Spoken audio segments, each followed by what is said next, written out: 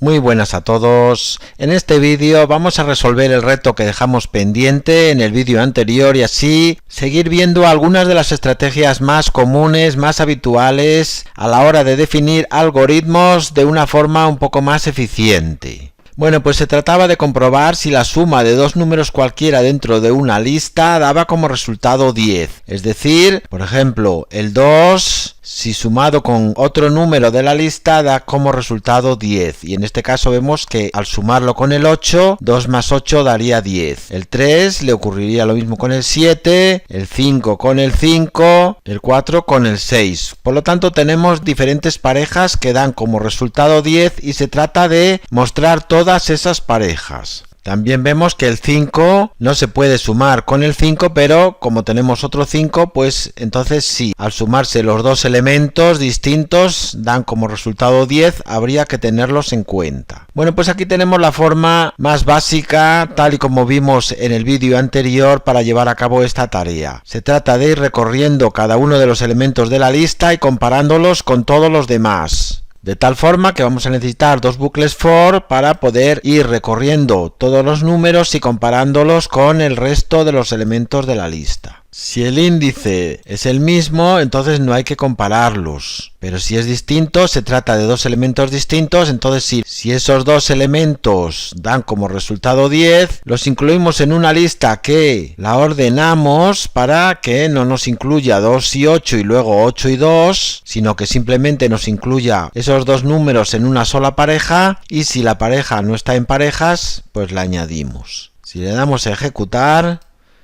vamos a comprobar el resultado y vemos las cuatro parejas que dan como resultado 10.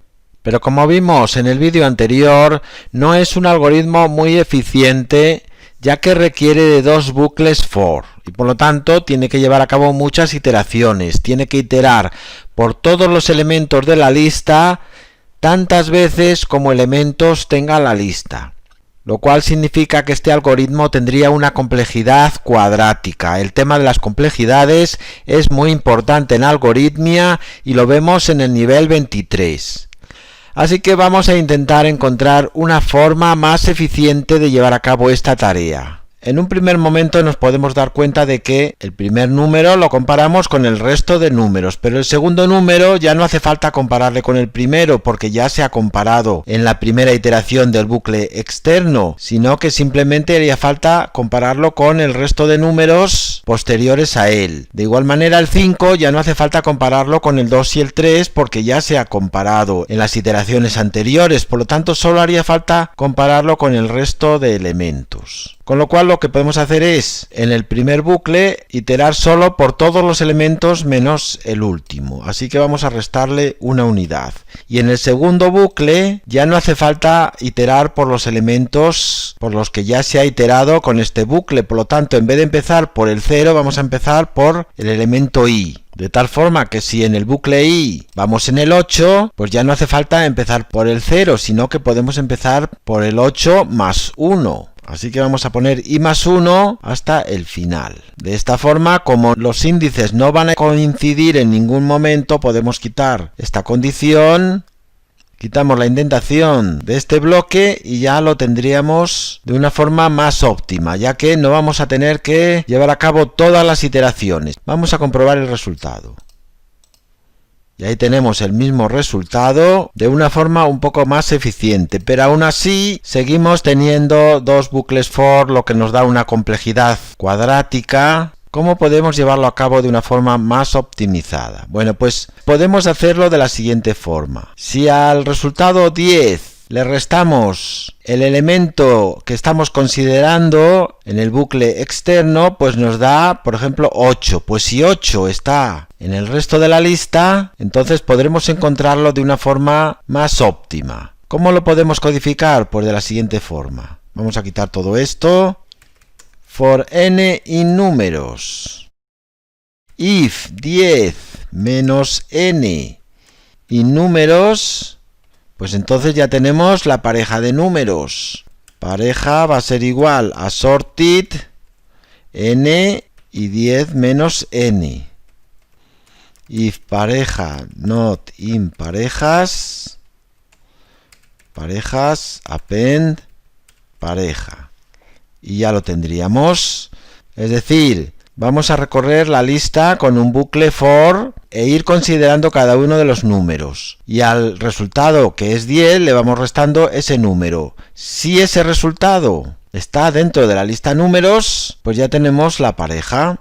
De esta forma vamos a utilizar solo un bucle for. En todo caso, este algoritmo sigue teniendo una complejidad cuadrática porque el operador in en su código fuente ha de iterar igualmente por los elementos de la lista. En todo caso, la implementación de este operador es mucho más eficiente que poner directamente un bucle más, con lo cual nos va a dar un resultado de forma práctica mejor que las otras formas, aunque su complejidad siga siendo la misma. Es decir, que es como si tuviésemos aquí otro bucle, porque el operador in, como decíamos, tiene una complejidad lineal. Por lo tanto, ello implicaría que el algoritmo tuviese una complejidad teórica, cuadrática, pero a niveles prácticos va a ser mucho más eficiente. Si le damos a ejecutar, vamos a comprobar que nos da el mismo resultado. Sin embargo, este algoritmo toma en cuenta la suma de un número consigo mismo, porque si 10 menos n, que por ejemplo en el caso del 5 fuese 5, está en números, pues sumaría el 5 consigo mismo y nos daría un resultado que no es el que buscamos. Por ejemplo, si quitamos este 5, vamos a comprobar cómo aún así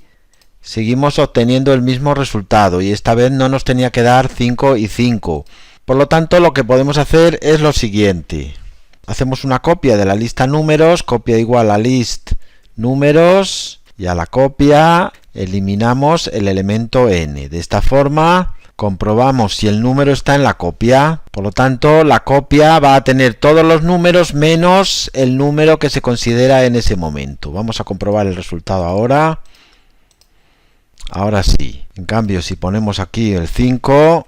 vamos a comprobar como ahora sí tiene que encontrar la pareja 5-5, efectivamente. Otra forma de hacerlo sin tener que hacer una copia en cada iteración de la lista sería utilizando el método index de las listas.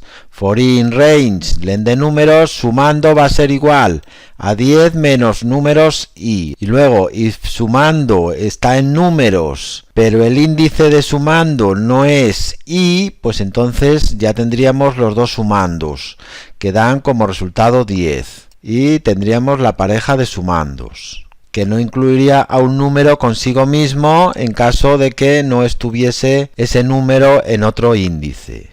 Para comprobar de una forma práctica la eficiencia de estos algoritmos, vamos a hacer una prueba y es la siguiente. Vamos a crear una lista que contenga 100.000 elementos de forma aleatoria entre el 1 y 100 millones. Y a esos números aleatorios vamos a descartar los que sean múltiplos de 2 o de 3 o de 5 o de 7 para reducir las posibilidades de resultados y los vamos a añadir a la lista números. Bueno, pues ya una vez que tengamos la lista números, queremos comprobar de esos números si la suma de dos de ellos dan como resultado 100 millones. Y lo vamos a hacer de tres formas. Primero de la forma no eficiente que acabamos de ver con los dos bucles for. Luego con la forma no eficiente optimizada, es decir, que los bucles for no recorran todos los números, sino solo los que no se han comparado. Y finalmente de la forma más eficiente, con un solo bucle for y el operador in. Y vamos a medir el tiempo de cada una de las tres formas y a mostrar las parejas que encuentra y el tiempo que tarda en llevar a cabo la operación. Bueno, pues yo ya lo he ejecutado y el resultado es el siguiente. Las tres formas encuentran las mismas tres parejas, pero de la primera forma tarda 154 segundos, de la segunda forma tarda 61 y de la tercera 7. Por lo tanto, vemos que la diferencia entre las cantidades de tiempo es significativa. Bueno, pues dejamos aquí este vídeo y seguiremos en el próximo con cosas nuevas. Un saludo a todos.